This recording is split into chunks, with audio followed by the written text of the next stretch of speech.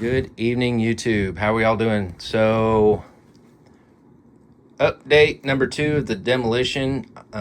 We actually have nothing in the middle over here. We have nothing. It's been ripped out. We've been hard at it. I'm going to turn to this side and show you exactly what we got going on over here. And we have 2 levels. I'll explain what I've done over here. So I did end up leaving this the full, I think it's like 31, 32 inches because I wanted enough room to turn around. This area is going to be the turnaround to go back to the helix over on the other side. So I needed it wide enough. If I go too narrow, we won't be able to turn around. So this is a little bit wider, but if you look over here, I shortened this up right here and here. So actually, if you downward look, so now I can have access all the way to the back here to do scenery, to mess with stuff. We're probably not going to have too much back in there. Probably just scenery. We won't have trains running in there. We do have it level. The wall is actually not level, but that's beside the point. So we're 18 inches out here, and I think we're 29 or 30 inches here. So I gave myself a gap. So the light will go into the lower level, so it's not too dark. And then, I also drilled in each stud here. I drilled 3 holes.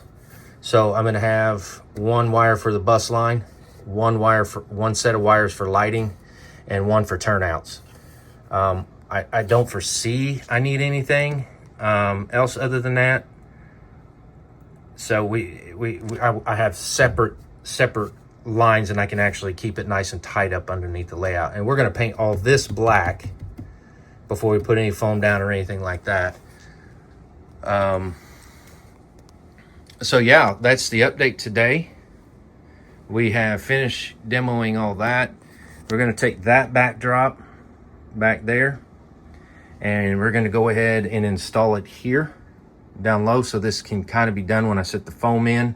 There shouldn't be a gap between the foam and the backdrop, because that annoys me. But we're gonna put it all in here and go from there. We're also going to have a short bridge, I know, because we got the curtains, so it probably is going to be shorter between here. The plan is to have a set of bridges all the way to the other side. So I really just want this to be some kind of scene where it goes down and just have bridges just all the way down. And because it'll be a double main, so it'll be 2 sets this way and 2 sets this way. So it's going to look crazy with bridges. I'm probably going to do my water scene underneath that. And then again, this will actually be out to here.